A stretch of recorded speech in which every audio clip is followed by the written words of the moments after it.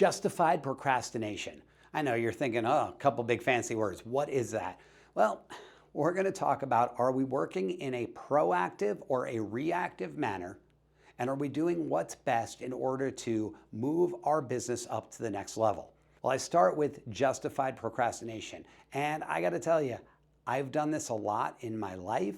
I still find myself doing it. It is a practice to correct myself all the time, and I'm sure many of you run into the same things. What I mean by justified procrastination is simply that we do something other than what we should be doing at the time. However, it is justifiable because we're not being lazy. We're not kicking our feet up and scrolling Facebook and doing the doom scrolling, or maybe watching our favorite television program and binge watching too much.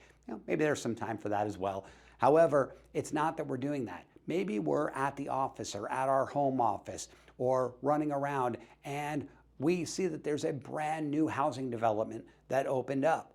And we're like, oh, we need to go check that out. So we jump in, we meet that rep there at, say, DR Horton or Toll Brothers or KB, and we walk through all the models and we walk out very proud because guess what? We know about this new neighborhood and that's going to help a lot of our clients out. We're probably even going to be able to do some videos on it, make some content, maybe some reels, and hey, that's always good for business, right? We stay top of mind. However, what we did is we knew that we were supposed to be back at the office for our time block to reach out and follow up with some of our prospective buyers and sellers. But we punted that because, well, there's that pain-pleasure index. Some of us are allergic to the phone. We have our call reluctance.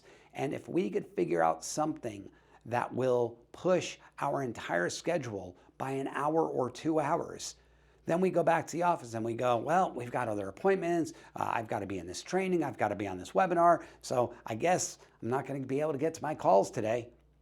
But we sit there proudly because we go, well, but it was for good reason.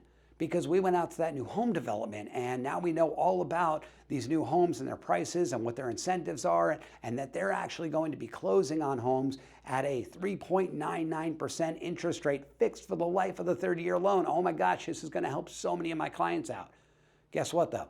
If you haven't been calling your clients anyway because you've been pushing that off, you're not calling them with that information. That is information that you could have gotten over the weekend. That is information that you could have gotten during your appointment time. Instead, though, you take your super valuable prospecting time, the biggest thing that moves the needle in this business, and you subvert that for something else. That's justified procrastination. The issue is that procrastination is doing something later.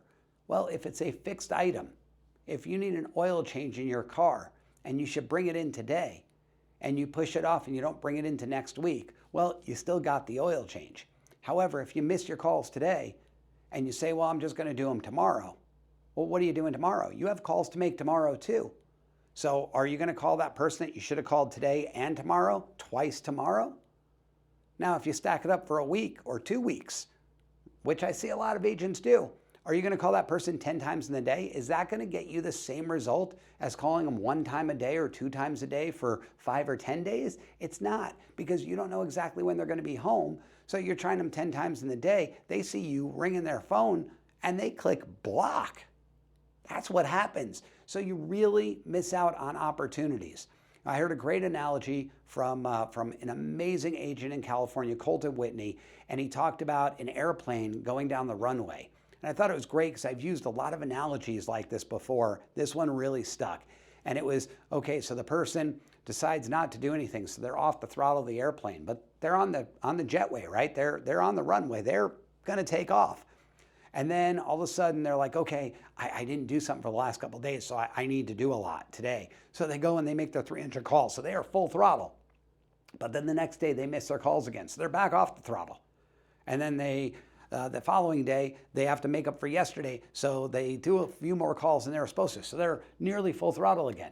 And then they miss another day, or maybe they go 3 days in a row, but then they pull off. And you're getting to the end of the runway, and you don't have enough speed to take off, which is basically metaphorical for somebody's career. Do you have enough speed to take off? You need to be on that throttle and stay on that throttle. And by the way, once you get up into the air, you're still pretty heavy on that throttle to keep, that air moving through those jets and keep that plane that is, I don't even know how many hundreds of tons in the air moving forward. So stop with the justified procrastination. Do at least the minimum viable effort of what you need to do every day, which to me is 1 hour of prospecting and 1 hour of follow-up. If you don't have an hour of follow-up because you don't have that many people in your database that are actually interested in buying or selling right now, you need to double up or triple up on your prospecting time so you could fill that up and have an active database of people that are looking to buy or sell sometime between 0 days from now and maybe as much as 18 months. As you top grade, you could bring that in and make it where it's 0 to 6 months or 0 to 3 months even. However, more prospecting will get you there. So prospecting and follow-up, and you never miss them. By the way, when I say never, are you ever going to miss them? Yeah, there's going to be times where you've got a doctor's appointment, where there's an emergency to handle, where you're on vacation. There's a host of different reasons why you actually can miss it. However, that needs to be the anomaly. That needs to be the exception, not the rule. So if I'm looking at your calendar and we're doing a reverse look, and I'm looking at the last 3 months, 6 months, 12 months, and by seeing that you did your prospecting when it was convenient, or am I seeing that you only missed prospecting due to a massive inconvenience that was an anomaly or an exception? Prospecting is critical for this business every single day. So get to it.